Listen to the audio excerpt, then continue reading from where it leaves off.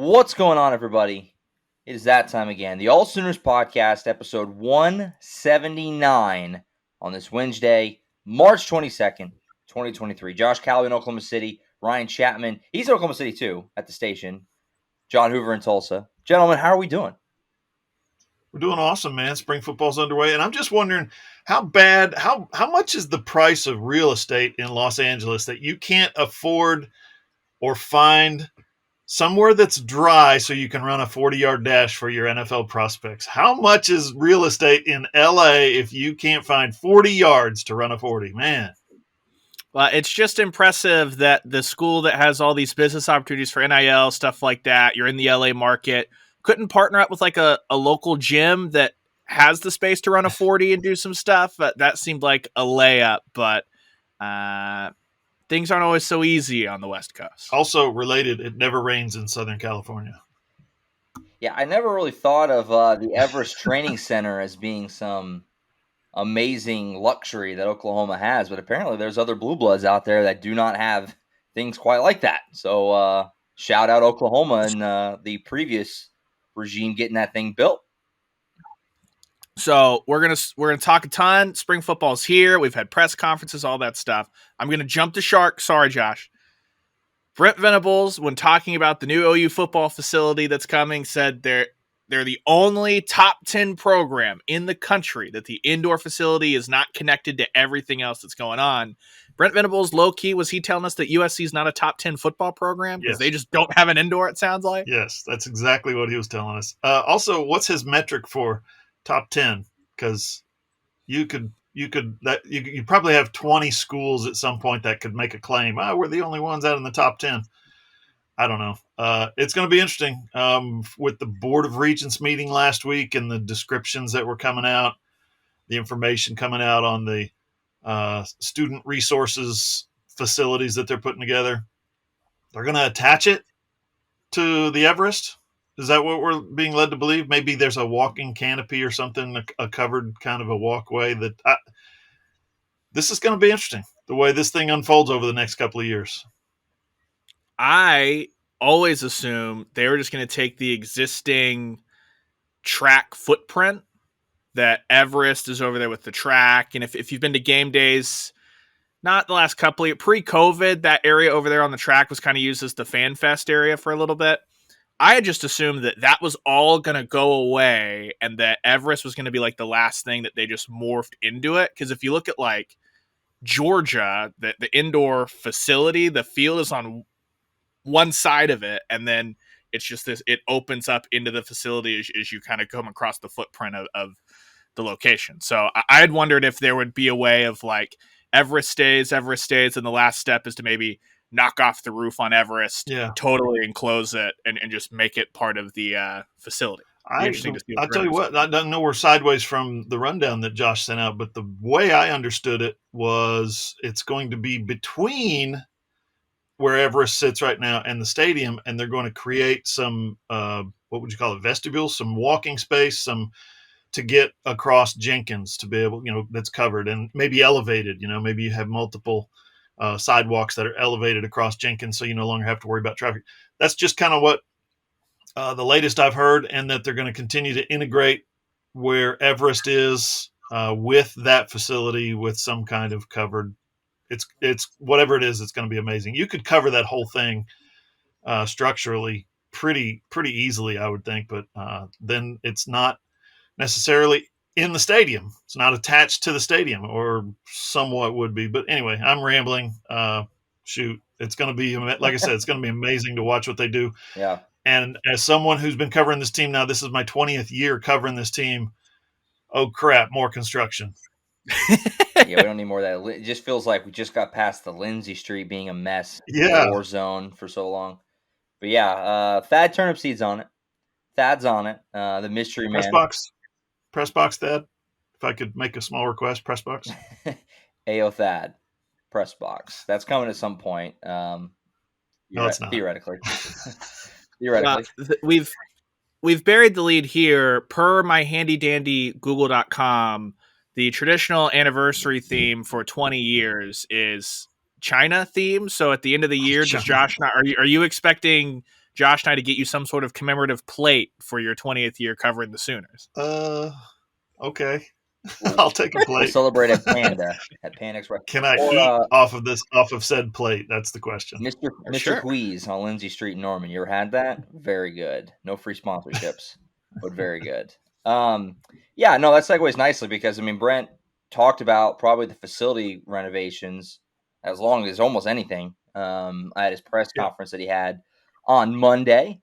Like we said, spring football is underway. They practiced yesterday. Hoover and I were there, and then Ryan joined us to talk to players and coordinators after practice. So we've had a lot the last couple of days. It feels like the spring is nice. It's kind of like it's like season light. There's no games, but you get to talk to everybody regularly for a little while. Then you have the spring game at the end.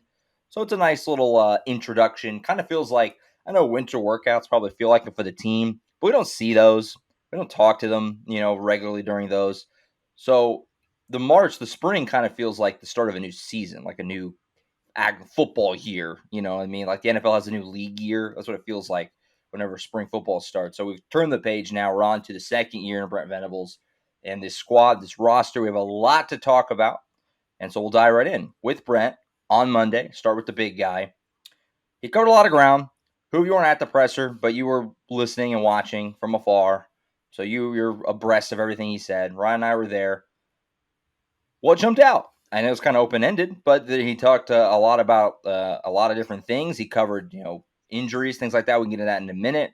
Not a whole lot on the position change front. Marcus Hicks flipping over from defense to offense, or offense to defense, excuse me. Other than that, not a whole lot on that kind of housekeeping type things, but he did cover a lot of ground. What stuck out from what Mr. Venables had to say to kick off the spring on Monday? Yeah, just a lot, obviously, a lot of Right. topics covered in 42 minutes. But, off the top, it was injuries.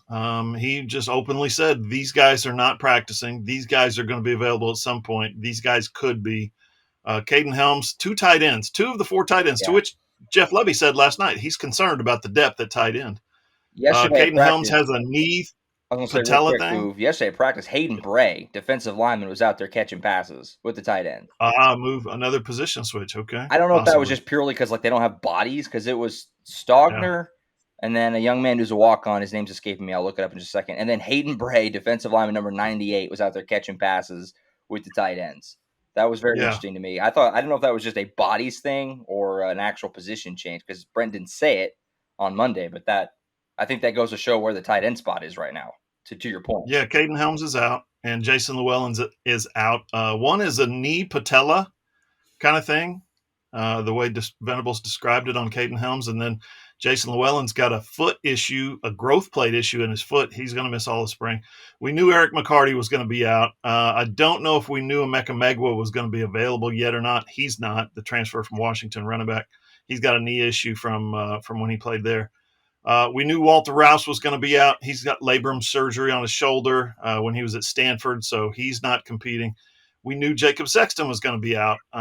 He revealed, Brent did, that it was an ACL from the third play, I think, of the Cheez-It Bowl. Other than that, we knew Trace Ford was going to be limited because of his injury history at Oklahoma State. Kelvin Gilliam, Jaden Rhodes, Shane Witter all have shoulder issues. They're progressing, he said. And then General Booty is in, the way Venables described it, some kind of contraption to protect his finger that was dislocated. I love that. But he was out there throwing yesterday. Interesting setup with the quarterbacks in the first day of practice that we were able to shoot and do video, which you can find at our website, AllSooners. The quarterback order progression is Davis Bevel second team right now. As of right now, he's taking second team snaps. Jackson Arnold taking third team snaps, and General Booty taking fourth team snaps. So when I say you're working with the fourth team, you're just the fourth guy in the progression. It's not anything to read too much into it or whatever, but they got to start somewhere. And day one, that's where they started. Yeah, Brent also touched on a guy we've talked about a couple of times, Gentry Williams, what he labeled officially the exertional collapse. Basically, he had said he's still got to undergo testing. I think we all expected that would be the case. They're going to ease him back in. Obviously, with the scary situation, it was, I don't know if interesting is the right word, but we got to talk to a lot of the players about What was that situation like? Have you been through something like that? What was the team's response in the wake of what we all witnessed with Damar Hamlin? Does that have a little extra concern, add things like that? And so it sounded like the team was just happy that Gentry's around, good spirits, all that stuff. He just has to still clear some tests that Brent Venables talked about on Monday that they're going to keep monitoring him. So once you get through that, I mean, for me, the other two things that Brent Venables really touched on that stood out to me, first off, what my question was, my big question kind of coming into spring is last year, new coaching staff, totally on defense, new system, a new offensive coordinator on offense. Spring was a lot of install, get up to speed as quick as possible. It was pretty disjoint as far as what the on-the-field product was in the fall. All that to be expected, right, as far as first system, both sides of the football. What is that going to look like this year? How is spring going to be different now that you have returning pieces in that defensive system and that offensive system? And that something that Brent Venables talked a lot about is just, yeah, everyone knows the expectation of how to practice. Everyone knows the drills. Everyone knows the coaching points, what they're looking for, and that'll speed it along. And I was told that like Danny Stutzman throughout the course of that practice was very vocal on this is how you finish drills. This is how you do this and that at Oklahoma under this defense. So that will be key considering they're breaking in 26 new faces in the early enrollees plus portal guys that are here for spring practice. And then the other thing that stood out is Brent Venables just came out, was like, yeah, I think we're going to be a lot better in the secondary on Monday, which I thought was really interesting just because signed 7 guys, brought in a transfer in Reggie Pearson. Like, there are just so many new faces. The question's always, okay, a lot of talent that you want. How quickly can you get those guys online? I thought for Brent Venables to already be like, yeah, I think we're going to be a lot better there was interesting because in the past we've heard like, yeah, we've got to get these linebackers in and get them sorted and all that stuff. And it's not the immediate like, yeah, we're going to be a lot better at linebacker this year. It's kind of the Danny Stutzman's going to come through, stuff like that. So I thought that he specifically pointed the secondary and was like, that's a place of improvement without even seeing a practice. I thought that was really interesting. Yeah, I feel like overall, there was a lot of questions to Brent in the vein and the, I don't know, around the idea of what's different about year 2. And people kind of asked in different ways. And it felt like overall, he kind of really always kind of downplayed doing anything differently. He kind of just felt like he a lot of times just kind of point to the roster's better. We've done ways to improve things, and we're going to kind of stay the course. I think somebody asked yesterday, was it maybe Danny Stutzman too? We'll get to the players in a little bit, but I think somebody asked him, how is Venables different at all in year 2? And he said he's not. It's the same. Just, we kind of have the players have a better understanding of what needs to be done now a little bit the second time around. So I thought that was kind of interesting. Also with Brent, him talking about the running back spot was interesting. Because he made a good point. He talked about the fact that last year at this time, and it is a fair point by him, that we were kind of wondering, would Eric Gray be able to step into that number 1 role after Kenny Brooks had moved on? Obviously, Eric Gray did with flying colors, had a tremendous season. So kind of feeling that, I think we all think that they have the talent there. We've talked about that before. Javonte Barnes, Gavin Sawchuk, and the like. These young guys, too, who look pretty good at practice, too, as well. Smothers and Hicks. But actually filling it in as the number 1 guy is kind of a different animal. So I thought that was an interesting comment by him as well. And then also the putting too much on the freshman right away. Talked about that, playing them in different positions or whatnot. Doesn't sound like that there's going to be a whole ton of fluidity with the young guys as they try to get acclimated.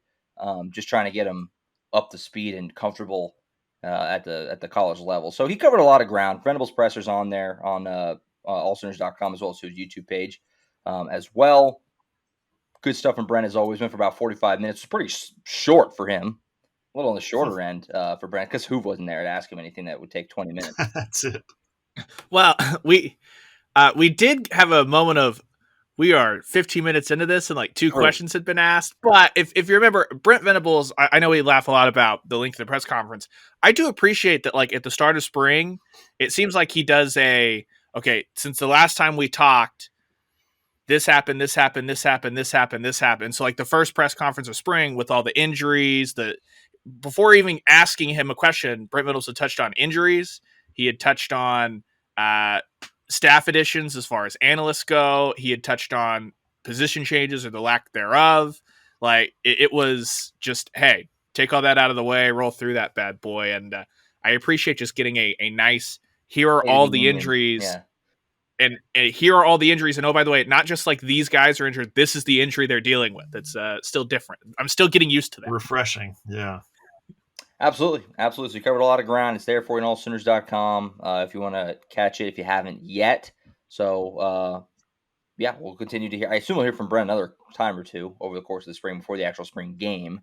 But a good catch up there with Coach Venables on Monday. Now, we talked to coordinators and players yesterday, but before that, we got to be at practice, which was nice.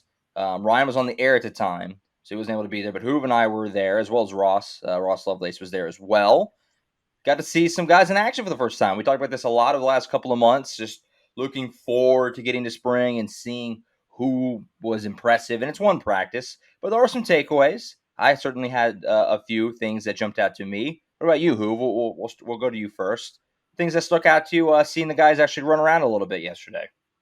Yeah, so the areas that we were confined to, they mark them off, stay inside this red stripe, don't interfere, just stay 10 feet away from the drills, that kind of thing. I was out there taking a lot of pictures, so I didn't get to see the whole thing.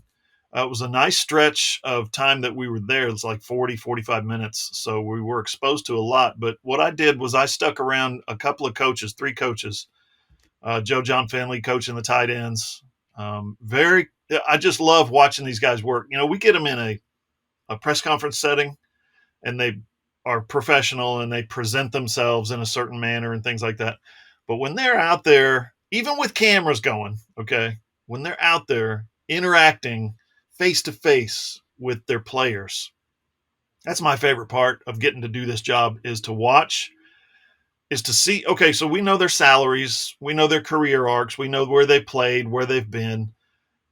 Now we know when you see them up close and you see how they teach and you see how they interact with those players and you see with the players' eyes and they nod or they ask feedback or whatever it is, that's when you start to understand, okay, that's why Oklahoma hired this guy. That's why Brent Venables retained this guy. That's why Joe Castiglione's paying this guy $600,000 a year, whatever it is. DeMarco Murray was another one, and Bill Bedenbaugh. What's the word? The way that they kind of just illustrate things one piece at a time. Very demonstrative. I can't think of the word I'm trying to use, but it's incredibly in depth. Like Bedenbaugh. I stood in one place for like 8 minutes. I got to see 4 snaps. I got to see the first team guy do 2 snaps. And then I got to see him switch, and the second team guy got 2 snaps. And then they switched sides to the left side, and they did that same thing. 2 snaps here, and then they said, and you think, what's the big deal? That took like 10 minutes. Why did it take 10 minutes? Because Bill Bedenbaugh was stopping the drill every time going, no, I don't want your hands here. I want them here. Do you understand the difference? I don't want your hips here. I want them here. Like an inch. And he's such a perfectionist. DeMarco Murray was getting after guys for stepping wrong, not getting their eyes around fast enough after they've caught a ball. It's just amazing to watch those guys work. That's really my favorite part of being able to cover practice. Bill Bedenbaugh was getting after people. Yes, I wasn't over the offensive line for very long, but he was. Yeah, I had to. We'll say I had to censor some practice video that I put up a little bit. I was like, I hear a little too much Bill in that one. I don't know if we can get away with that one. Ryan, what about you? I know you weren't there, but you've seen clips and things. Anything that jumped out to you from what you saw from afar? Yeah, I just seeing kind of the clips and stuff.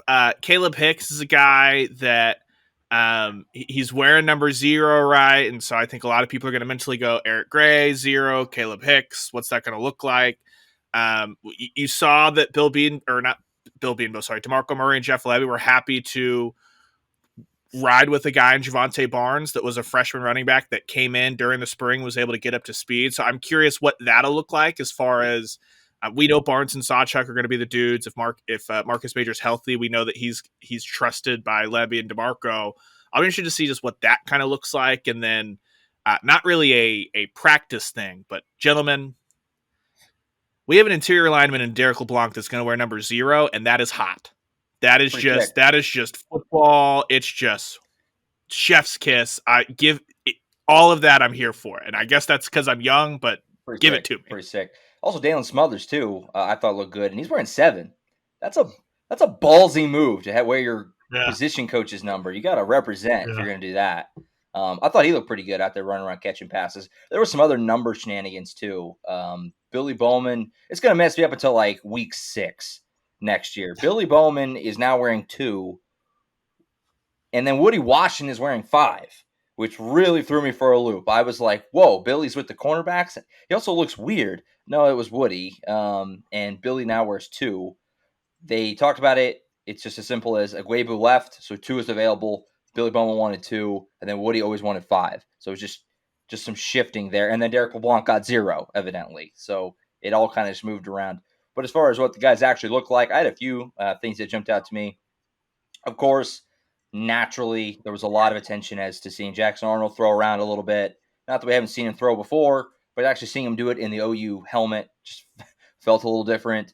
I thought he's wearing number 10, by the way. Number 10. I thought he looked kind of like a freshman at his first spring practice in some ways. He had some really nice throws. We know he's a talent, but he was probably one of the more inconsistent guys. I thought he had a few that got away from him a little bit, were a little high and wide or whatever. It's his first practice, but he had a lot where, I mean, we already know Ryan and I were at Elite 11 last year. Hoover was in Orlando. We've seen him throw in person many times. Super, super talented. But, I actually thought General Booty had a pretty nice look from the little side. By the time I was with the quarterbacks, and Dylan Gabriel looked sharp, but that much we know. He's played a lot of college football. Elsewhere, I thought probably the biggest standout for me of anybody, and I was walking around a lot trying to get to every position at least a little bit, but I thought Reggie Pearson looked really good. The Texas Tech transfer, of course. Obviously, we know he can hit. We saw him do that to Dylan Gabriel in person last year in Lubbock, but he was moving around and he ran down a ball. I tweeted the clip out. He ran down a ball. They were throwing like kind of over the shoulder chances for him to run down a ball like for an interception. That was way overthrown. It was like, oh, he's not going to run that down. And he did. He ran it down, caught it over the shoulder. Really nice play on the ball. Just the way he moved around and the way he was hitting the dummies or whatever, I liked it. It's one practice, but I think he's going to be an impact player in a big way for Oklahoma next year, which I kind of thought that already, but that was reinforced with seeing him out there at practice yesterday. And then also just the other young guys that you were excited to see. Peyton Bowen looked good, I thought, moving around. And PJ Adebawore, God, that guy's going to be a monster whenever he puts more weight on because he is so tall and relatively skinny. I mean, he's not skinny, but relatively. And, his arms are just so long. They're just so long. He was getting into it with, I think it was Marcus Stripling, and they were kind of pushing back and forth. And it was like he could hold Stripling like a mile away, it felt like almost, because his arm was just so long. So it was fun getting to see all those new guys. There are certainly some that I wish I got to see that I just didn't because you're just moving around so much. And I didn't even think about it till after, like, I really didn't see Bothroyd at all or whatever. And so that'll be looking forward to the next practice. It was also sneaky hot out there. I was not ready for that. Hoover, were you sweating? I was sweating. Yeah, it was. Deliberate was the word I was looking for a few minutes ago, talking about Bill Bedenbaugh and the way he coaches guys. It takes him a minute to get through one rep because he's talking and teaching and telling. A quick aside, though, we got to see a little bit of special teams, guys, and one of the special teams thing that caught my eye, if OU fans like punt returns, the big long ones, the exciting ones that change games, hey, keep an eye on Andrell Anthony. He was out there returning punts yesterday. He's going to get a shot to return punts. He's very fast and can catch the football, obviously, so that could be exciting. Also, Austin Stogner. That was nice to see him out there catching passes, too. Just kind of cool. And he got the number switcheroo, which is also going to take a little getting used to.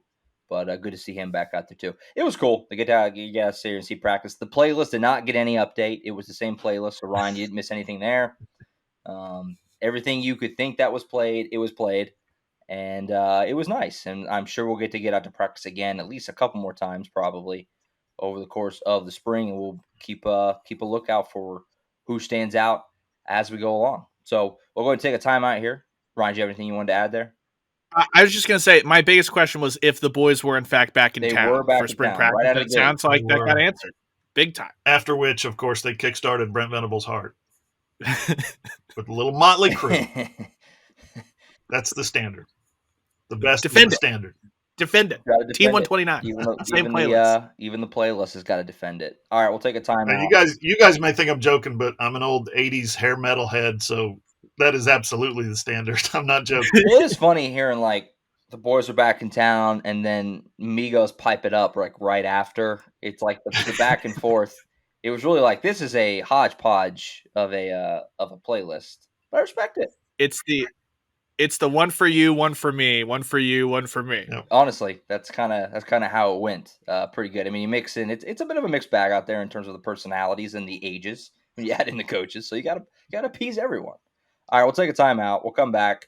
More to get to with spring practice. Spring football is underway in Norman. We got to hear from Lebby and Roof last night, as well as a slew of players. So we'll recap that and got some other housekeeping items as well on the football side. Coming next right here on the AllSooners Podcast.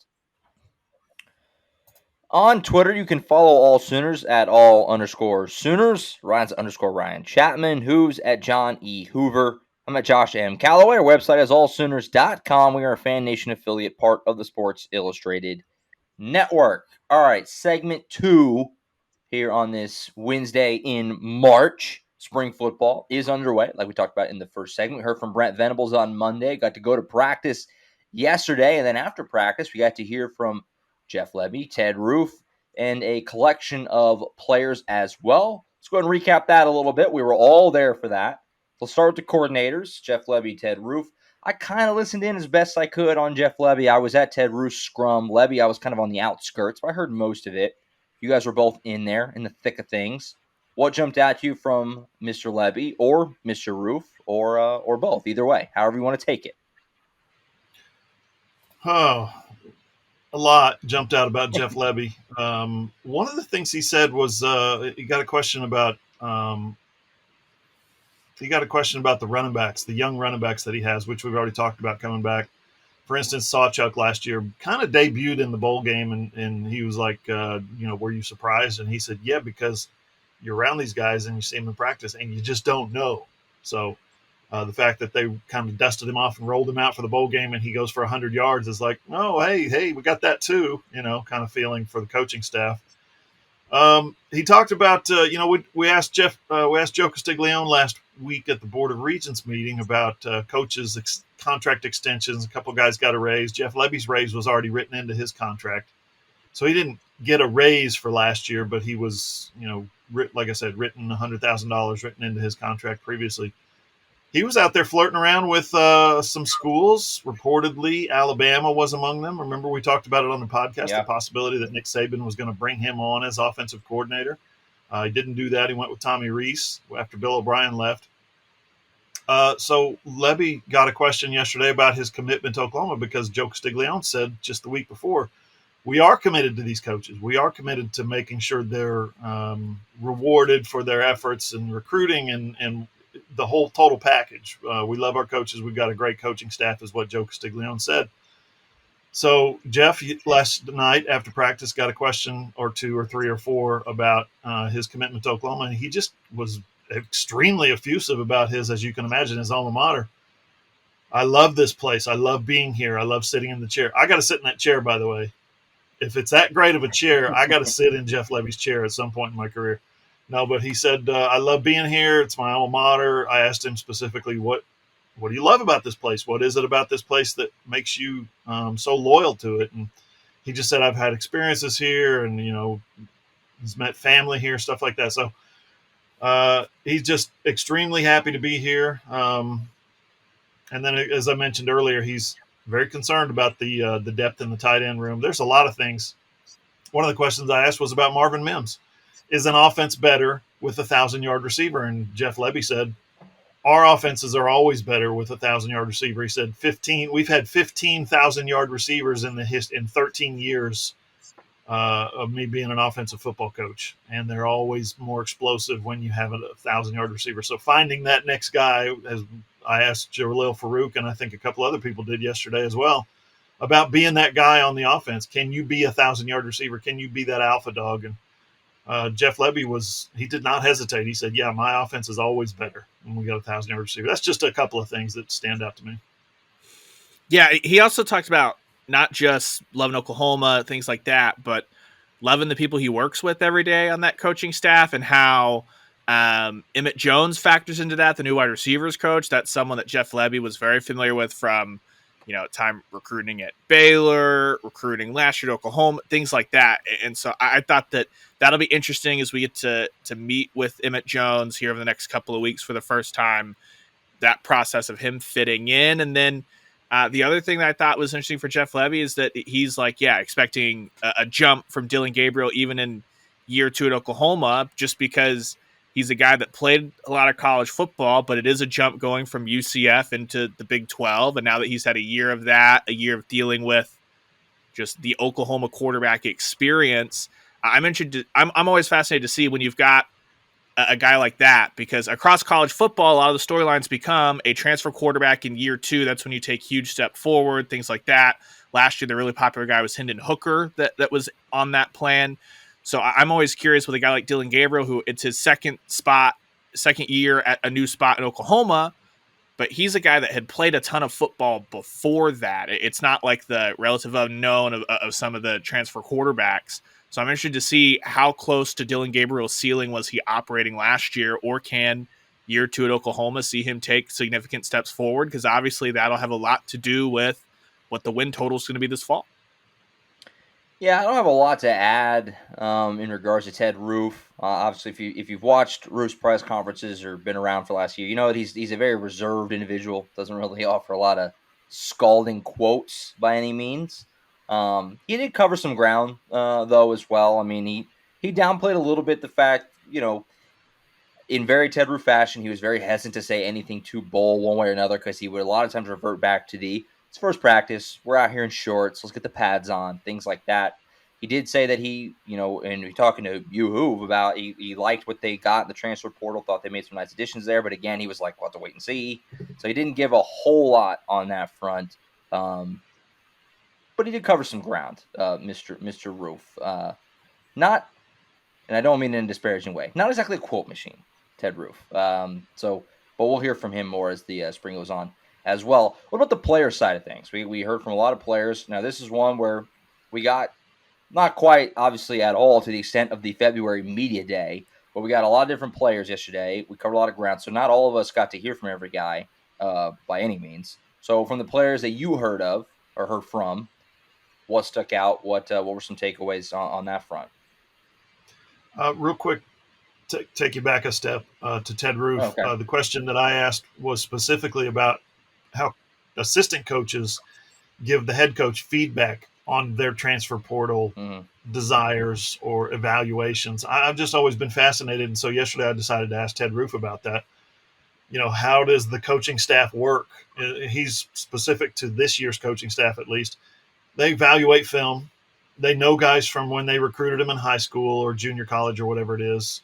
They've seen them play on TV, or maybe they've played against them, in a game. They give you an evaluation. If you're the head coach, your assistant coaches give you their evaluation, their opinion, their feedback on a specific guy. And then the way he phrased it was very interesting to me. If they fit within our team, within our culture, within our standards, and he specifically said off the field. So I thought that was interesting. Right.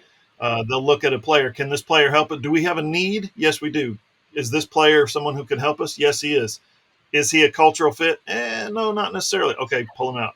On to the next guy. I found that very interesting in terms of talking with Ted Roof and finally getting some clarity on how this staff evaluates the transfer portal, because they got a lot of guys in the transfer portal. And I asked him, I said, how do you guys feel like you did? And he goes, well, it's day 1 of spring practice. We don't know yet. And a lot of guys are coming in hurt or haven't contributed yet, so we don't know. So he's being completely honest, which I love. Here's just to lay it out for you guys. I think we had 7 total interviews, 2 coordinators and 5 players. I was in on all of 1 player and parts of 2 others, Danny Stutzman and Jalil Farouk, but I got to be with Woody Washington for about 8 minutes, I think it was the time of the full interview. So I haven't had a chance here, as we're now just a few hours removed. It's the next morning, so to speak, after these interviews last night. So I haven't had a chance to watch them all yet. So I got to get in there and watch them all. which I would recommend you guys do at allsooners.com. We got all of them posted. But there's when you talk about Woody, one of the things he talked about, he got some questions about Gentry Williams, and he described the process that Gentry Williams had the exertional collapse and basically passed out, fainted, stopped, whatever it was. He said he fell out of a drill. They were doing a tug of war, and he fell out. He said, I've never seen that before, although I was with my grandmother when she passed. Like these, it's. I'm telling you guys, you don't expect to go to a football practice and hear Woody Washington tell you he was with his grandmother when she passed. It's like, wow, some deep stuff. So Yeah. a lot of topics from Woody, including just one of the things that he wants to really improve on this year, and that is his football IQ, which he's learning a lot, he said, in year 2 now from Jay Valai. He's really improving his football mind and learning about why cornerbacks do things so specifically. That's just a couple of things that jumped out at me. Yeah, for me, Billy Bowman, I thought the huge takeaway from him was how he was quick to volunteer that, year 2 in this system, day 1, he could already feel how much faster he and his veteran member, Woody, Key Lawrence, Jaden Davis, those guys that were there last year and were in the mix a ton, how much faster they're processing things, which, again, I'll be fascinated to probably circle back maybe week 2 or 3 of spring and be like, how much time has this team saved by everyone? It's a lot faster, so you can get to those coaching points a lot faster instead of merely just, actually, Billy, you need to be over here, you're 2 yards off this, that, or the other. I'm just curious how much more coaching they're going to have done this spring as opposed to just install, basically. And so I thought that stood out. And then you flip over to Jalil Farouk. A lot of what he was asked about is, okay, Marvin Mims is gone.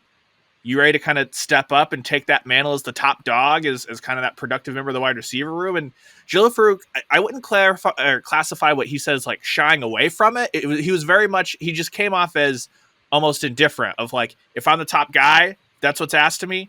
Awesome. I'm just here to get better as a wide receiver and do whatever the team needs, whether that's catch 1,000 yards or just be a situational. You didn't say that, but you just got this and Jill's a quiet guy. I was just interested to see if you saw a little bit more edge, and that's not to say he's not confident, but he seemed very giddy and excited about Emmett Jones and what he's going to bring as far as getting in and out of breaks. That was the big thing that he talked about a couple of times with me, but it was just interesting to see Jalil Farouk not just be like, I want to be that 1,000-yard guy. He was still very much we've got a lot of talent in this wide receiver room, and however we get it done, however we're going to get it done. I was disappointed in to some degree in Danny Stutzman reeling it back in the way he did after he's got the camera and the microphone and he's asking Brent Venables, Coach, what's your favorite animal? He's going around doing the roving reporter thing when we got to talk to all the newcomers, 25 newcomers in one day, and Danny Stutzman was the star of the show. And then we put the camera on him, turn the lights on, and hold the mic out. He's all like, just want to do the best we can to help the team and be a team player. I'm like, come on, man. We need you. Danny, we need you, bro. Yeah, I was over. Go ahead, Ryan. Where's Dolphin Danny from the Alamo Bowl? We need Dolphin Danny back. Onward, my blue chariot. I was over at Mr. Daniel Stutzman's scrum for the length of it, and I mean he is the leader of the team.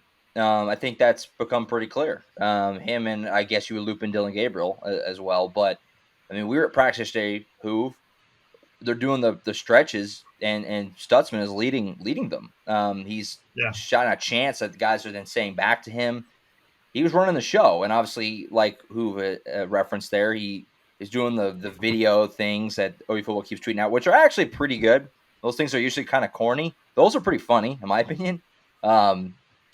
He's the kind of the face of the team and running the show, and he acknowledged that yesterday. I mean, he already was kind of doing that, but now when you loop in the fact that Deshaun White is gone, that David Agwebu is gone, some of these other veteran players on the defense, especially in his position, are gone. He is stepping into that as really kind of taking everybody under their wing. Like I feel like he takes it as a personal responsibility to Jaren Kanak and Kip Lewis, Cody McKenzie to like get those guys up to speed. So he's a bit of a goofball. We know that, but he is pretty mature, I think, in some ways too. And you can tell Brent Venables loves him and things like that. So he's going to be a big part of this team. They'll go as far as he can take them in some ways next year on the defensive side. So excited to see that for Danny. He's taken that mantle from Justin Broyles just in terms of being the team's inspirational leader, the go get 'em guy when practice starts. I mean, they stopped stretching. Here's what they did. Everybody broke up, they stretched, and everybody got in their little, and they're playing the music nice and soft. And then all of a sudden, they stop everything, and everybody turns and looks at the center, and here comes Danny Stutzman walking down the middle, and he's doing the shout and the chant and getting everybody up and let's go. And then he takes his spot back, and then they crank the music up, and it's Kickstart My Heart, and it's like, okay, now we're ready. Now we've had our Justin Broyles scream at everybody, passing the torch to Danny Stutzman to do it. I thought that was an interesting dynamic as well. I was driving in yesterday, and I heard Teddy Lehman say on the ref that over the back half of the season last year, there's no doubt that Danny Stutzman was the best player on the defense. I don't think there's any doubt. I completely agree with what Teddy says. And I think everybody is starting to realize that this team will go as far as Danny Stutzman and his ability and his leadership and his style of play on the field, his productivity takes them. 100%. So excited to see Danny more over the course of the spring. I think we're going to hear from him a lot. Maybe not in the spring necessarily, but in the season, he's going to be a leaned-on individual on the defensive side when it comes to media, things like that. Also, and I probably should have mentioned it when we were talking about the open practice thing, I asked Stutzman about Dasan McCullough, who was out there practice yesterday, very physically imposing. I didn't get to see him a lot, but just him walking around is like, okay, yeah, football player. I asked Danny about him yesterday specifically and just the addition of him. And he had kind of an interesting way that he worded it that stuck with me. He said, when he fits, he's going to fit. It's how Stutzman described Dasan McCullough, because he acknowledged that, it's hard to pick up the defense. He's in the first year of this that, like we talked about a lot last spring. Everybody's learning it. McCullough is in that process now, but you could tell that when I asked Stutzman about McCullough that there was he's a beast kind of a thing. So excited to see him more as well. I'm going to look for him more. Next open practice, I'm going to pay more close attention to Dasan, because he is such a physically imposing guy. And he's someone that I think we're all excited to see actually play some games when that time comes. Yeah, that's something that Woody Washington was asked too. And he basically echoed you got the sense that from workouts, everyone realized, this dude's a dude. Yeah. But he immediately was like, day one, you can tell he's still trying to figure out where to go, things like that. So I think that'll be a learning curve, because we saw Deshaun White last year. He was a guy, I think it's easy to forget that he was moved out to Cheetah during fall camp. So it's not like he underwent an entire spring, things like that. And that was a spot where, while everyone's learning the new defense, Deshaun White was able to have one of the best years of his career, bouncing out to Cheetah, kind of playing in space, things like that. So I'll be interested to see, with McCullough having an entire spring and then fall, what that baseline looks like once Arkansas State rolls around versus what it will look like that jump he can take November when he'll have been basically a whole season in it. We have just scratched the surface on spring football coverage. We're going to have a lot more. We've just begun over the next month or so. So keep up with AllSooners.com. We'll have so much there for you as we go along. We're talking to more players tomorrow, along with some assistant coaches. I think the expectation is that we're going to get Emmett Jones very soon, if not tomorrow. So keep up with AllSooners and Who's YouTube page for all the latest from spring camp. Some other housekeeping items here on the football side before we move on to some other sports in the final segment. We talked about last week, Baker Mayfield has himself a new team. He's going to the Tampa Bay Buccaneers. Tampa Baker is in full effect. The Bakerneers, if you will, are in full effect. He was introduced this week, so you got a chance to talk about just the process and being with his new squad. Last week on the show, we found out that Baker was going to the Bucs literally like as we sat to record. So we talked about it a little bit. It was very initial, just gut reactions. We've had a week now. What are some thoughts after hearing Baker speak and just kind of letting it wash over you some more about what's ahead for Mr. Mayfield here and what's going to be obviously the biggest year of his career? Yeah, I thought it was interesting, Josh. We got to hear from Baker earlier this week talking. He had a introductory press conference there in Tampa. He said he talked about his career up to this point, and especially last year when he was on the roster of 3 different teams. He said it's been a struggle. He said it's definitely been a struggle. He said there were times that you look in the mirror and you're thinking to yourself, all right, what's next? What do I need to do? He says you have to relate it to what you're doing and your success. I thought that was interesting that Baker Mayfield taking a step back and looking in the mirror. Not that he's above that or anything, but here's the former number one pick who has absolutely flat out been humbled. He's been shipped twice now, and he's on to his fourth NFL team. So the Rams wanted him. The Rams wanted him as Matt Stafford's backup, but he wants a starting job, and he thinks he's got a good opportunity. He's got some good wide receivers. If that offensive line is healthy, which they weren't last year, but if that offensive line is healthy in Tampa Bay, they've got a lot of talent on that offensive line. So he's confident that this is the right place for him, but he said explicitly, and I was very surprised by the way he came out and just some of the words he used. He said, listen, I'm not going to be Tom Brady. There's a reason he's won so many Super Bowls. He's the greatest of all time. There's no doubt about that. I'm not going to try to be Tom. I'm going to be me. So he said that's what's gotten me to this point. So I just find that interesting. I've heard a lot of complaining or criticism of Baker that chip on your shoulder, let's go type of stuff doesn't work in the NFL. Tom Brady invented LFG, let's freaking go, right? He invented that. That was his calling sign before every game. Of course it works in the NFL. Of course. Listen, you put good players around Baker Mayfield, you put him in a system that allows him to grow as a quarterback, I think he's going to be fine. You put him in a place like Cleveland that's a cesspool for football, or you put him in a place like Carolina that was absolutely rebuilding, or the Rams, who had one of the worst rosters in the NFL last year, the worst record for any defending Super Bowl champion in history last year. I'm not knocking my Rams. You guys know I love my Rams, but it is what it is. You go all in on the Super Bowl, and the next year you're going to suck the way they did. So none of that was good for Baker. I think being in Tampa is going to be a lot better for him. Yeah, and you touched on some of the stuff in the press conference. I'd be interested to see maybe this is grasping at straws, or maybe this is a great story idea for the Tampa Bay beat. Either way, Baker Mayfield was at Oklahoma for a really big transition, going from Bob Stoops to Lincoln Riley, where the old adage of you never want to follow a legend, all that stuff. And he got to see Lincoln go through that. And we know that Baker and Lincoln are very close. There's a reason that Lincoln acted like Baker died when he had to suspend him for one series, right? The team followed suit. Those guys were very close. I'd just be interested to see, maybe pick Baker's brain of, now that he's a little bit older, has some context, does he look back and see anything of how Lincoln handled that transition of suddenly you're the guy? Because for Baker it'll be a little bit easier because it's not like Tom Brady had spent 20 years in Tampa Bay and then you're the guy, but you're still following Tom Brady. I'm just kind of curious to see if he has any insight on, and maybe that's where that belief in I can't be Tom Brady, I just have to be me, and that's all I can be. I'm curious if that's where that kind of came from. So it'll be interesting to track as that goes, like we kind of talked about last time. Very similar preseason conversation to Carolina. The difference is probably a little bit better weapons at the receiver spot, and he'll obviously have way more time to learn that playbook as opposed to just kind of getting tossed over there in the middle of the summer like he did with Carolina. Something that I kind of forgot. Not forgot, but it makes sure we have an appreciation for the general public with Baker. And he referenced in his presser, you guys remember how long it took to get him on a new team last year? I looked it up. He wasn't traded to the Panthers until July. Yeah. So he sat around a long time not knowing where he was going to play next year. This year it's March.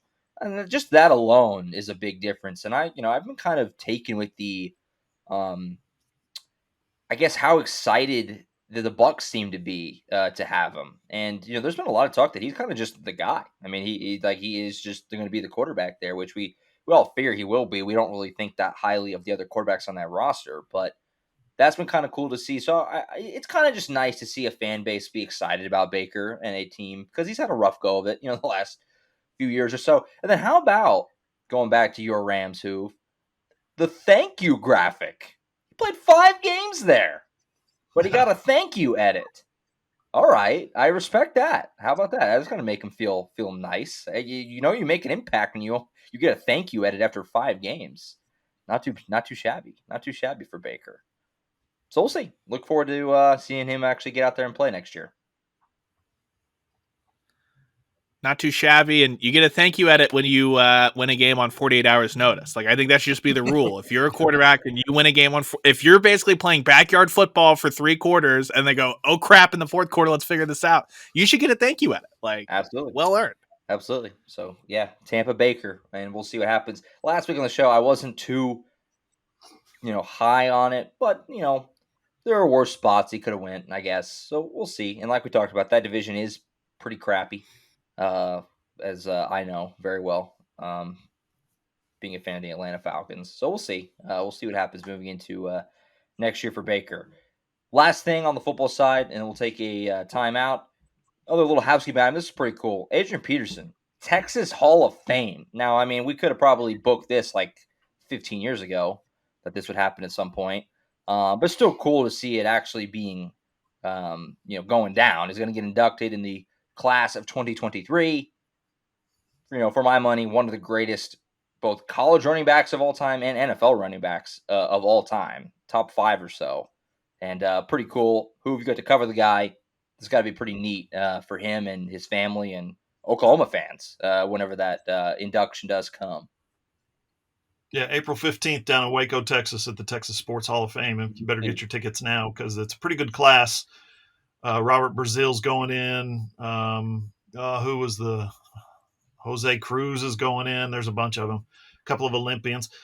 Listen, if you go into the Texas Sports Hall of Fame, that's pretty good. Because Texas has what? Dallas Cowboys, Houston Oilers, Houston Texans, Houston Astros, Houston Rockets, Dallas Mavericks, right? You got all these professional teams, the Rangers. You got all these major league, big-time professional teams. And Adrian Peterson, who never played in college or in the pros in Texas, he's going in, right, for what he did in high school. So that's absolutely amazing. Yeah, it's an incredible honor for him, and I am very excited for when they're going to have to add to the plaque for when he comes out of retirement to join Aaron Rodgers at the Minnesota Vikings here in 2 years to complete Aaron Rodgers' Brett Favre arc. I think that that's going to be an incredible addendum to his plaque, and as someone that just, for Adrian Peterson to still have this impact when he played the running back position and the course of football and what running backs are expected to do totally changed on him. And until he finally started to get injured, he was still someone that teams were bringing in, right, at the very end. And so I think that just shows more than anything the talent level that he has. Because right now, other than that, it's like Derrick Henry is the only dude in the league that's doing it the way that like he did it, where he stuck around for so long. I think that as well as a ton of other stuff speaks to just how good he was. Anytime somebody posts that same 2-minute highlight reel of him at OU, it gets passed around all the time and ends up on my timeline in some form or fashion, every couple of months. I have to watch it. It's just so ridiculous how that man can be so big and just destroy people and then just run away from people. It's just not normal. I also love all the old score bugs in that video because it just makes me feel things. The old ABC and things like that. The fact that OU used to play games on TBS occasionally, that was a thing for a little while, which is just like a mind blower every time you see it.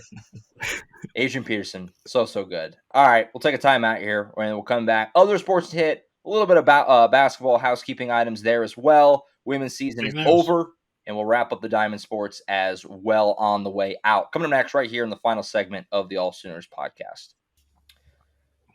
Final segment of the AllSooners Podcast, episode 179. Hit some other sports here on the way out. Send you into your late March weekend. Men's hoops. First off, how's you guys' brackets looking?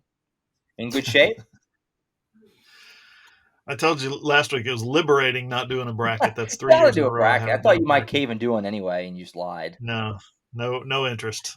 Plus, I caught every game on the first Thursday.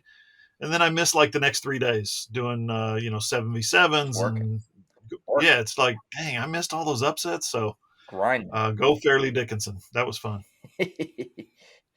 Yeah, I think I'm in the 77th percentile, so that's not great, not awful. Yeah, the final 4 I've still got. I had Alabama, Texas, and UConn still alive. I had Duke coming through the region that Kansas State is who I would pick to win now. So 3 out of 4 coming into the Sweet 16. I'll take that.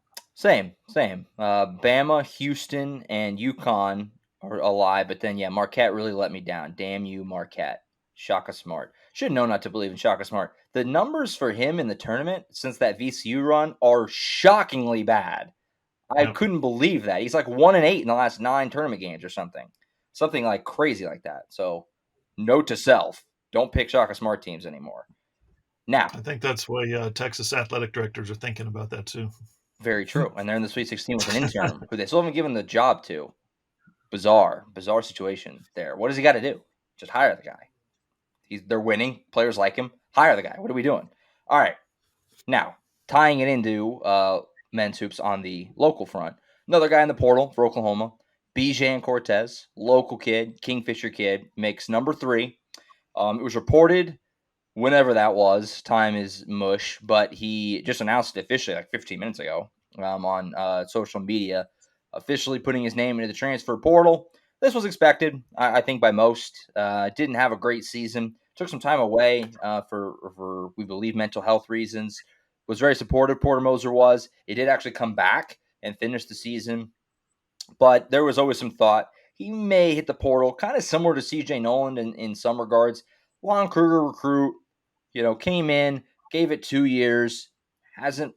He had some moments, but not starting or anything like that. He's going to see what he can find at another spot. So Bijan Cortez hits the portal. He's number 3. He joins Nolan and Benny Schroeder. What do we make of it? I was a little taken aback by the fan reaction to this. It was like a mini meltdown a little bit, even though I kind of felt like this was expected. Fans seem to be a little on the kind of not pleased at all with this one. What's your reaction to this decision by Bijan? Well, clearly they're not pleased because you lose a local player, another local player, right? You miss a couple in recruiting that go off to other schools, and then you finally get one. You bring one in, and what does he do? He's here 2 years, and he transfers out. You guys told me off the air, so to speak, in January. We were talking in between our breaks, and I remember you telling me, yeah, Bijan Cortez is transferred. Might have been December. The December podcast that we did. You guys were like, he's out of here. I'm like, what? Why would you say that? He's playing. He's doing this. He's doing that. No, body language, this and that. So you were right. And it goes back to way back then. It's disappointing because you'd like to see local kids do well. And he had, like you said, Josh, he had lots of moments where it was just like, oh my gosh, he literally was the only player on the floor at that moment who could have pulled off what he did. He's got some crazy moments where you watch him and you're like, wow, that's really, I didn't see, as I'm watching this game on TV or I'm watching it in person, I didn't see that opportunity, but he saw that pass or he saw that defensive rotation or whatever it was, stepped in the lane. So very instinctive player, high level of thinking and basketball IQ. It just didn't pan out for him. Would like to have seen him finish his career at OU, but not going to happen.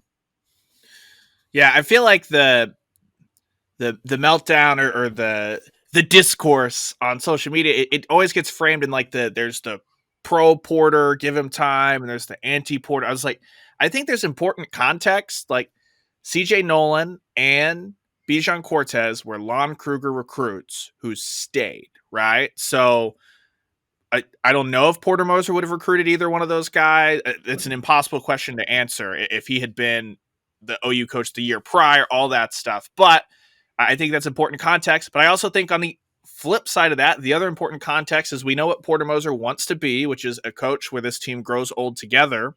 Well, suddenly you're looking at Nolan, who was a Big 12 all-freshman guy last season, who was just a non-factor on this team. His minutes went a lot to Bijan Cortez and Milos Uzan kind of split those. Well, now Cortez is gone. If you don't get Grant Sherfield to come back next year, your backcourt, as far as experienced guys go, is Milos Uzan, and that's it.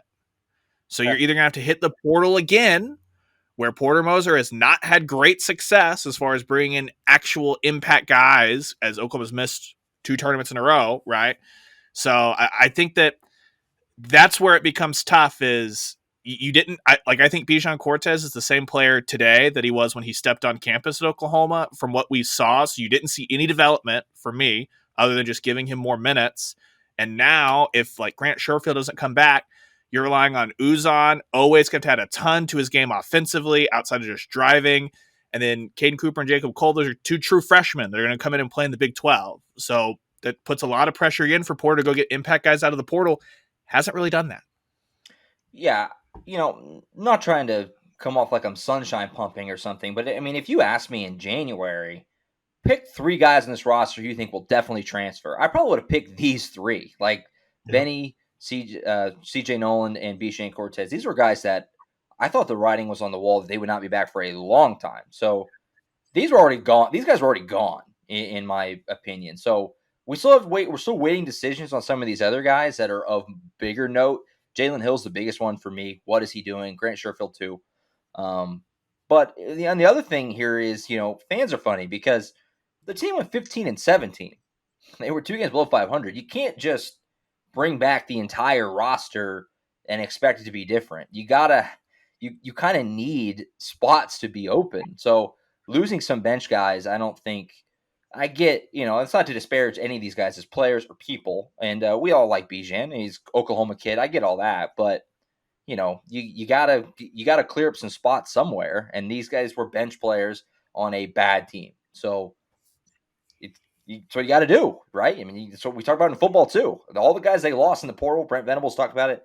We're not really too concerned about what we've lost. Same kind of deal. Just losing a player in and of itself isn't always a bad thing. So we'll see where those guys end up. I mean, it's always, again, the market. Does anybody think Bijan's going to end up at Kansas or something? No. He's going to probably not be on a Power 5 team, or if he is, a very low-level one. So we'll see how that shakes out when that decision comes.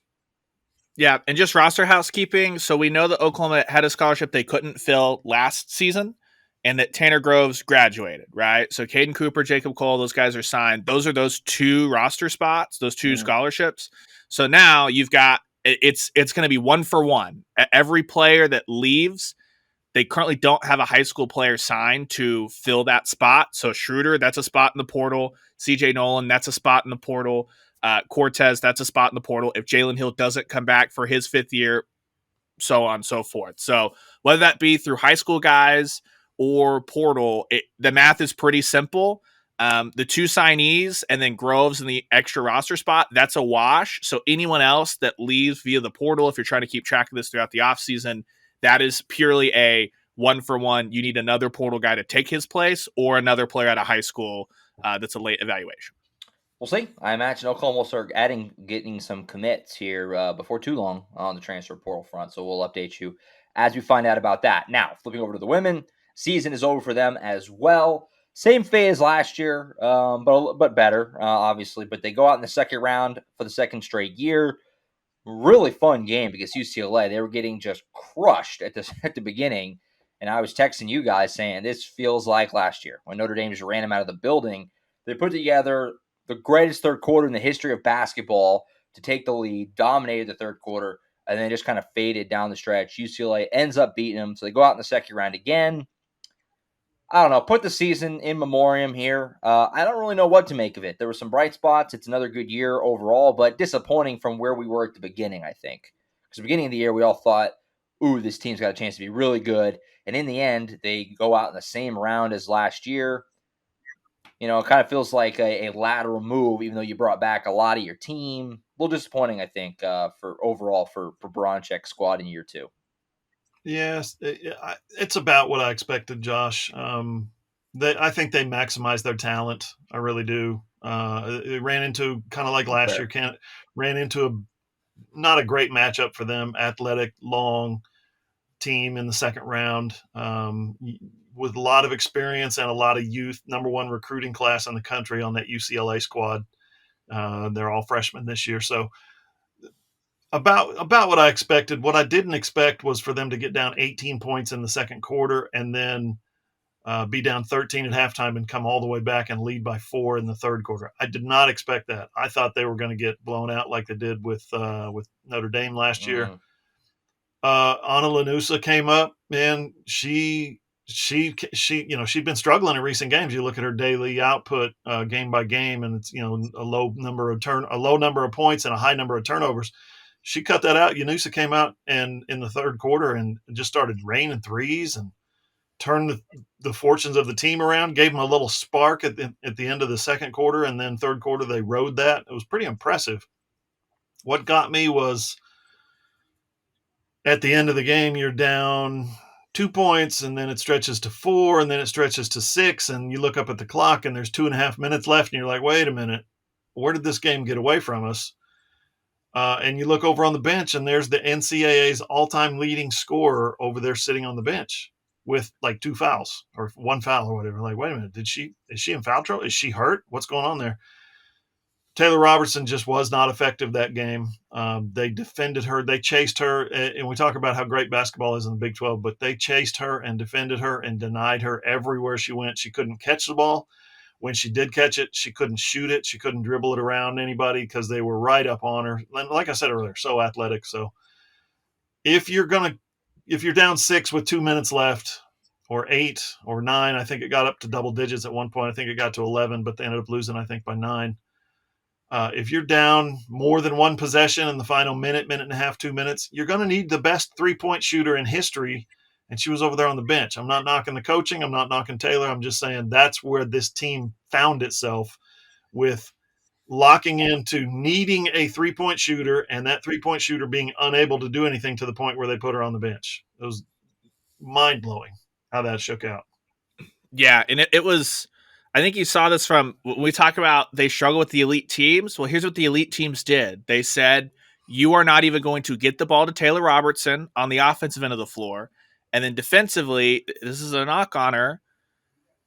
She is someone that athletic teams attack and win over and over and over again. And you saw Taylor Robertson couldn't stay in front of anybody defensively in the first half. And a lot of that run came because they were playing good defense and then getting out and running in transition. It wasn't like they were getting right over mid-court, dumping it to Robertson, and she was draining threes to get him back into that game. And so I think that you just saw with Jenny Baranchak, or when Sherry Cole had this program humming, like the last 2 years, that would be like the baseline of you have to win a tournament game and be in a fight to go to the Sweet 16. That was like the baseline of what you expected out of those teams. I think that Jenny Baranchak came in, and in her first 2 years, without really adding a ton of people to the roster, got Oklahoma straight back to that point. And so now they're going to turn the page. The 3 super seniors are going to move along, and you've already got Peyton Verhulst, the former top 15 recruit, the Louisville transfer, who will be on this roster next year.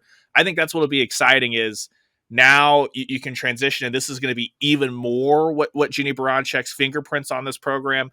Interesting to see what that next step's going to be next year. It'll be kind of a year of transition for Oklahoma coming off of the Big 3 era.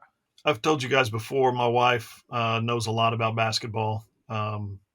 Played at a good level of basketball in Oklahoma, was an all-state type player. She's my thunder muse, right? When I used to have a radio show, I would go to her and say, what do you think about this player? What do you think about that player? Or what they're doing with? So she knows, I'm not kidding around. She knows basketball.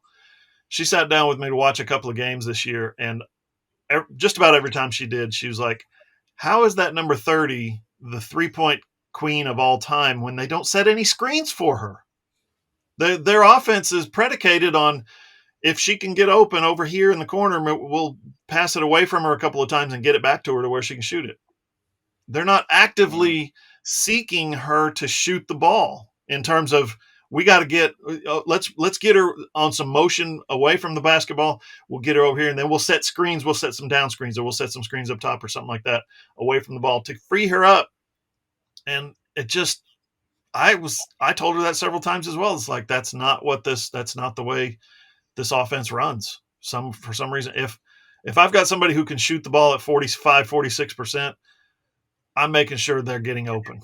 I'm running some offensive linemen out there if I have to. And that's the thing. Oklahoma's got bodies that they can do that with. They've got bodies on the bench that they can go out there and set screens. I just didn't see it this year. So maybe with the way, and that's another thing. This did not look like a team that averaged 83 in the NCAA tournament, either game, that averaged 83 points a game. Second in the nation. They're first in the nation in assists, second in the nation in scoring. In the NCAA tournament, it did not look like that type of team. On the bright side for Oklahoma, Jordy Bronchek, star. Oh yeah, she stole the show, didn't she? She's a future coach, future player, and future coach. You can tell. Stole the show big time. She was making the waves on basically every social media account, ESPN, Bleacher Report, even like Barstool Sports. They were all pumping the Jordy Bronchek content, and rightfully so. Yeah, Jordy Bees, built different in Norman. Jordy Bees. She was great. If you didn't see that, look it up. Jordy Bronchek, Jenny Bronchek's daughter, was mic'd up. She's like 8 years old, I think. Yeah. Great. Phenomenal content. We need an alternate telecast of just, if that Sooner Vision ESPN Plus knows what they're doing, they'll have an alternate telecast next year of just Jordy Bronchek and her reactions to each play throughout the season. Because my favorite part was when she was like getting on the refs. Yes. And it was like a coach gets on the ref, and then she finishes it with, "That's not fair." Like an 8-year-old. I was like, yes. Come on, call the foul. You're calling it down here. It's not fair. I just love when they were on that big run in that third quarter, and they showed her. She just, let's go. That was great. It was just phenomenal. It was awesome. I loved not the mic'd up segments, but when they would cut back to the video of her and at later points in the game, and Bronchek, the youngest, was sitting right beside her as well, Ginny's other daughter, and she was like, looked like she was like reading the back of like a Sour Patch Kids box, with like just laying across this, and it's like the whole family is just into it as intense as possible. And I was like, this is just the perfect proof that like every child has their own personality, and and you've got one that's, just a mini Ginny, and then the other daughter is like, this is great and all, but these Sour Patch Kids are exhilarating, and I just it's late, I want to go to sleep, and it was just like adorable. How much are we going to see that video whenever Jordy Bronchek is suiting up for the Sooners in 10 years? It's going to be all over. We're going to just recycle the internet. Just to tie it up real quick too, I said it last week, half joking but also not joking at all. This is not the worst thing, because South Carolina awaits, and that probably would not have gone well at all. Good luck, UCLA. Yeah, I mean, you want to win. At the end of the day, you want to win. You want to get to the Sweet 16. Not saying that, but this scenario where you battled and you had a hard-fought game and you lose a close game is not the worst-case scenario, because South Carolina may beat UCLA by like 40. That could happen. So we'll see what happens this weekend, but that was on the table. And it'll be really weird next year, just Taylor Robertson, Maddie Williams, Ana Yunusa not being on that team. They've been on that team forever. And wish them well. Maddie Williams, probably a first-round draft pick, I presume, in the WNBA. Probably. So, did you guys see the note I had on Ana Yunusa signing with the Sooners at the age of 17 when she signed with OU? The number 2 ranked player in the country in this year's class was 12 years old. That plays for UCLA. So the girl that was 12 years old plays for UCLA when Yunusa signed. That's how long they've been at Oklahoma. Choctaw, right? Yeah, Choctaw, Oklahoma. Local product. So yeah, wish them. It'll just be weird. It'll just be weird. They've been on the roster for back when I went to school at OU. Those players were on the roster. So it'd be strange for them not to be around. Shifting over to the Diamond Sports to wrap things up. Softball just molly-whopping people at the Hall of Fame Classic. Ryan, you were there for pretty much the entire thing in OKC. What was it like? What was the environment like? And, I mean, there's not a whole lot of new ground to cover. I say the same thing every week because I never know what to say. They just keep crushing people. I mean, what can you add? Yeah, the this year's Hall of Fame Classic felt a little bit different than last year. They still sold out that lower at Hall of Fame, which is like 5,000 seats, but the weather was brutal, and so that was something both on the cold front, that Friday, a cagey kind of 2-1 win over Northwestern that never felt like it was going to be a loss, but there were points in the third and fourth inning. You're like, hey, this game's moving along really quick. The offense isn't really producing, things like that. But Nicole May, she was electric. She did give up her first run. She went 49 innings without giving up a run. Stop the season. I know. Stop the season. It's a complete wash right now. Pull the All-American campaign. Yeah, the All-American campaign is done. It's over. No, Nicole May, Patty Gasso, everyone had a laugh about that, of how Patty was like, I think more than anything, Nicole might be a little relieved that they got the win and people aren't going to be talking about the 0.00 ERA in the background. But for me, I thought in 2 dominant wins over Auburn, future SEC, number 19 ranked team in the country. For me, I thought the big story, though, Jada Coleman has officially come online, come alive. We heard a lot about her power in the preseason, and it felt like through the first 2 weekends, Jada Coleman was maybe forcing things. She's stepped back. She just looks calm, relaxed, comfortable, her usual productive self.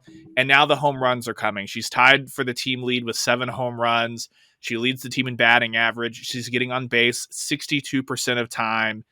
She's in the top 5 in the country in batting average, all that. Big 12 player of the week. Oklahoma's first Big 12 player of the week. Straka was pitcher of the week a couple weeks ago. Which is crazy. Yeah, it's intentional. Anyway. Listen, the voters who vote on this are members of the media, as far as I know. I don't think it's coming from the conference office, but yeah, I get what you're saying. It's for you to have been doing that, you were looking for reasons to find other players. Because Oklahoma State's the number 2 team in the country, and there's a clear gap for me between the two of them. It's not even close. So, but that for me is that got going. Now Patty Gasso, she's transitioning over. They call that the first third of the season. For those of you that are doing math, they're halfway through the regular season, so that shows you what the expectations are for this program, that's just a third of the season. Now they've got conference play. They are going to torch an awful Iowa State program this weekend. Quick note, 2 games on Saturday. Because of weather, the Sunday game's been moved up, doubleheader on Saturday, and basically we're biding time until OU Texas next weekend. You know, Ryan, I told you that Grace Lyons must be out again from the lineup because she stood too close to Alex Storako. She got radiation poisoning from Storako, right? Yeah. Unbelievable how good she was in Oklahoma City, how she kind of sparked things to life. You know, they went with Kirsten Deal in the opener, and everybody was just kind of a flat. Offense was flat. Pitching was flat. Nothing was really happening. They put Storako in, and everybody's blood pressure shot up. That's what she does. And then what do? They bring in Jordy Ball, last year's freshman of the year, who has been up and down. Let's be honest. She's allowed a ton of walks. She's hit people. She's given up home runs. ERA is like 2.4, I think it was. Jordy Ball was the best she's been all season. And then you got Nicole May, who is absolutely dealing this year with her streak of earned runs not being allowed, 0.0. So those 3 things together, the way those girls are pitching, they're better. They've still got some transfers who are figuring some things out, and some young players who are figuring some things out. As long as those 3 pitchers are pitching like that, they're better than they have been the last 2 years. That's phenomenal to me. Since that Baylor loss, it has not been pretty for teams that they're playing. We'll see how they keep it going. Like Ryan said, that big Texas series coming up next week. That'll be fun to see. I gotta imagine it's hard for them to just stay locked in all the time. Texas will be easy in a bedlam. That'll be easy. But these other games that are just, Iowa State this weekend is a good example. It's just they're so much better than everyone that it's got to be hard to just put on your game face every time when you know that there's almost no chance you lose. So we'll see how they do this weekend up there in Ames. That's cold weather. So we'll see how that goes this weekend. On the baseball side, to wrap things up, good way to open up Big 12 play. They beat TCU 2 out of 3 over the weekend. TCU was a top 15 team almost anywhere you look. They came to Norman, and they beat them in the first game, put up a big run total too. But they came back, and OU got the Saturday and Sunday affairs to get off to a good start in conference play, which is big. If you guys remember, obviously last year they made a run at winning the Big 12, but they were playing from behind the whole year because they got off to a slow start in conference play. So this year you come out, you get off to a nice 2-1 opening against one of the better teams in the league. They did lose last night to Dallas Baptist. They haven't been able to quite recapture that midweek magic that they had last year, where it seemed like they never lost midweeks. They actually dropped a few this time around, which, I mean, the midweek games, I'm not going to say they don't matter because they do. They count the same as the weekends, but you're not starting your best pitchers. You're giving guys days off. this kind of things are going to happen. So they've lost some midweek games, but overall they're still playing really well. That's a really nice series win over TCU, and we'll see if they can continue to build on it. But more of these young guys continue to. The latest is Rocco Garza-Gongora, who has just been awesome for OU the last few weeks. Dakota Harris picks up Big 12 Newcomer of the Week. That's 2 straight weeks the Sooners won that. A lot of momentum right now, and we'll see if they can ride it into Manhattan this weekend against the Fighting Pete Hughes and Kansas State. But a lot of momentum right now. We'll see if they can keep it up. Last night should have been a win, though, Josh. Dallas Baptist, you're up in the 9th inning. You're up by a run, and you give up 3 runs in the 9th. You put 2 runners that's in scoring position in the bottom of the 9th and don't get them across. It's like this midweek mojo that they're fighting right now. Garza-Gongora, though, with the 2 bunts. Did you the 7th inning or maybe it was 7th inning and 9th inning? They played a shift on him late, and he had a sacrifice bunt, but then they played a shift on him late, and he just was like, "Oh, you're going to shift? Okay, I'll hit it to that spot that you're not shifted down third baseline." That was impressive. Yeah, for me, Josh, I guess from first off, Oklahoma still has that. They never feel like they're out of a game. That was one of the tenets last year of what they did. That TCU game on Sunday, it was not 1 but 2 comebacks to make that thing happen. But for me, last night, that DBU game, yes, you got to win that from that position. But I also wonder if Skip will look at that as a young guy on the mound in the 9th inning, that experience. You'd rather that happen in the midweek and try to learn from that than head into Big 12 play. Because I believe early, but that 2-1 start aren't there 3 teams tied at 2-1 at the top of the Big 12 through the first weekend, basically? Yeah, I mean, you had OSU drop their first series too against Texas Tech, which is probably going to be notable, down the road. Yeah, the closer spot is the one spot right now that you're trying to figure out, because that was such a luxury last year with Trevin Michael. He was so good, and Aaron Weber's been good. So I don't want to overreact to one outing, but he didn't have it last night. He was very erratic. 3 walks, walked the bases loaded, and then gave a 2-run single up the middle. I mean, that's if anything, from your closer, you want to know he's going to throw strikes. You don't want to walk people at the end of the game.